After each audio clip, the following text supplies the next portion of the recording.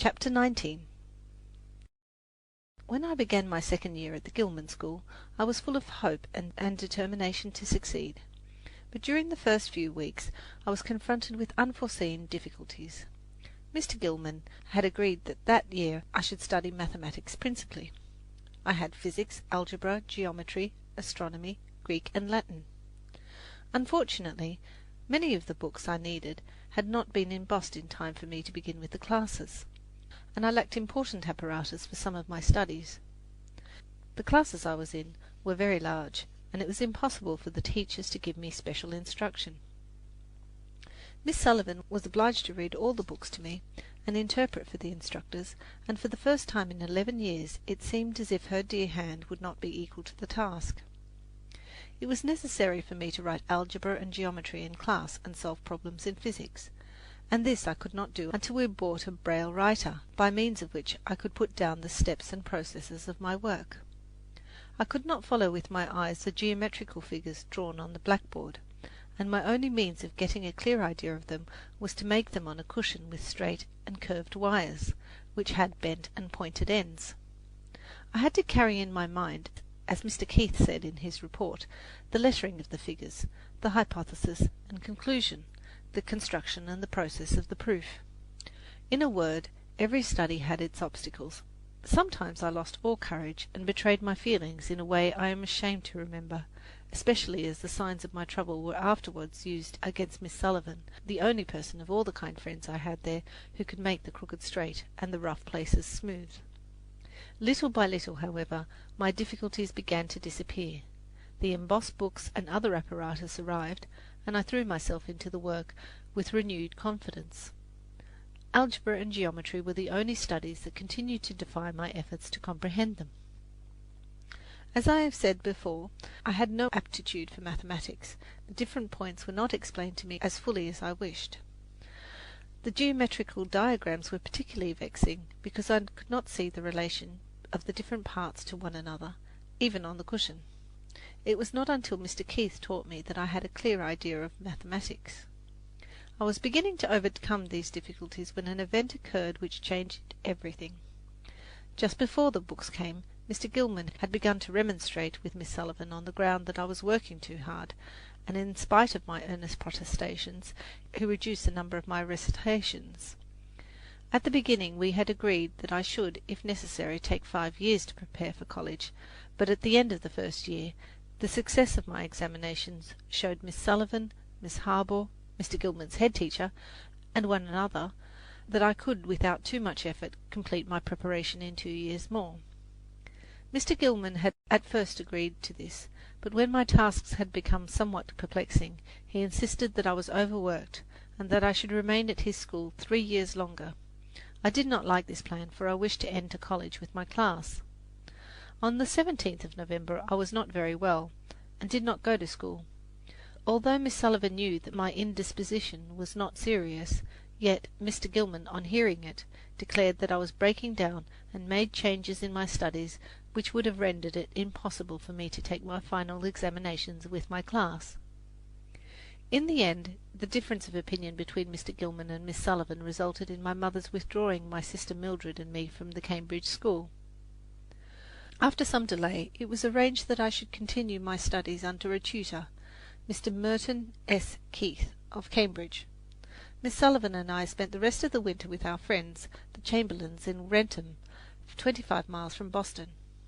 From February to July 1898, Mr. Keith came out to Wrentham twice a week and taught me algebra, geometry, Greek and Latin. Miss Sullivan interpreted his instruction. In October 1898 we returned to Boston. For 8 months Mr. Keith gave me lessons 5 times a week, in periods of about an hour.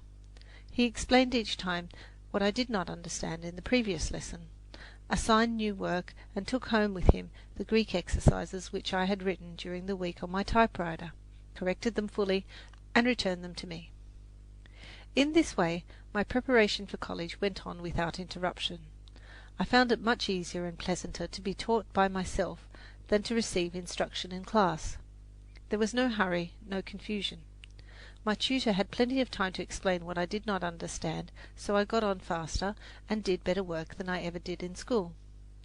I still found more difficulty in mastering problems in mathematics than I did in any other of my studies. I wish algebra and geometry had been half as easy as the languages and literature. But even mathematics Mr. Keith made interesting. He succeeded in whittling problems small enough to get through my brain.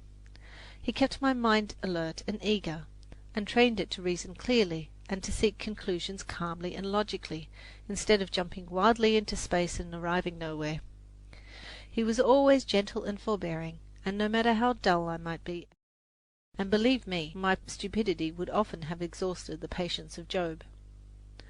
On the 29th and 30th of June, 1899, I took my final examinations for Radcliffe College.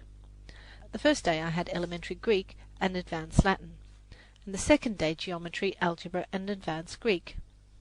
The college authorities did not allow Miss Sullivan to read the examination papers to me, so Mr. Eugene C. Vining, one of the instructors at the Perkins Institution for the Blind, was employed to copy the papers for me in American Braille. Mr. Vining was a stranger to me and could not communicate with me except by writing Braille. The proctor was also a stranger and did not attempt to communicate with me in any way. The Braille worked well enough in the languages, but when it came to geometry and algebra, difficulties arose. I was sorely perplexed and felt discouraged, wasting much precious time, especially in algebra.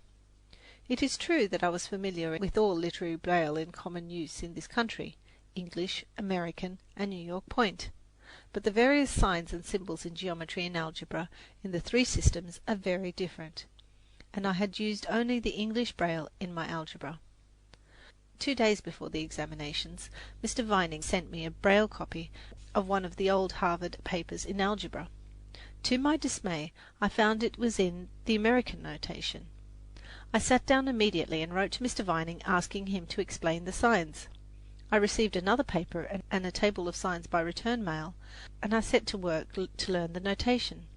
But on the night before the algebra examination, while I was struggling over some very complicated examples, I could not tell the combinations of bracket, brace, and radical.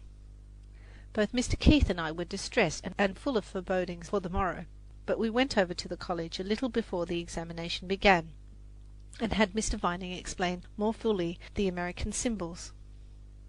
In geometry, my chief difficulty was that I had always been accustomed to read the propositions in line print, or to have them spelled into my hand, and somehow, although the propositions were right before me, I found the Braille confusing and could not fix clearly in my mind what I was reading. But when I took up algebra, I had a harder time still. The signs, which I had so lately learned, and which I thought I knew, perplexed me.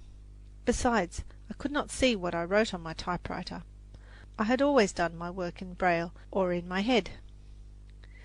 Mr. Keith had relied too much on my ability to solve problems mentally, and had not trained me to write examination papers. Consequently, my work was painfully slow, and I had to read the examples over and over before I could form any idea of what I was required to do.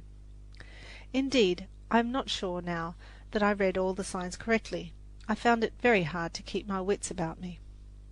But I do not blame anyone. The administrative board of Radcliffe did not realize how difficult they were making my examinations, nor did they understand the peculiar difficulties I had to surmount. But if they unintentionally placed obstacles in my way, I have the consolation of knowing that I overcame them all. End of chapter.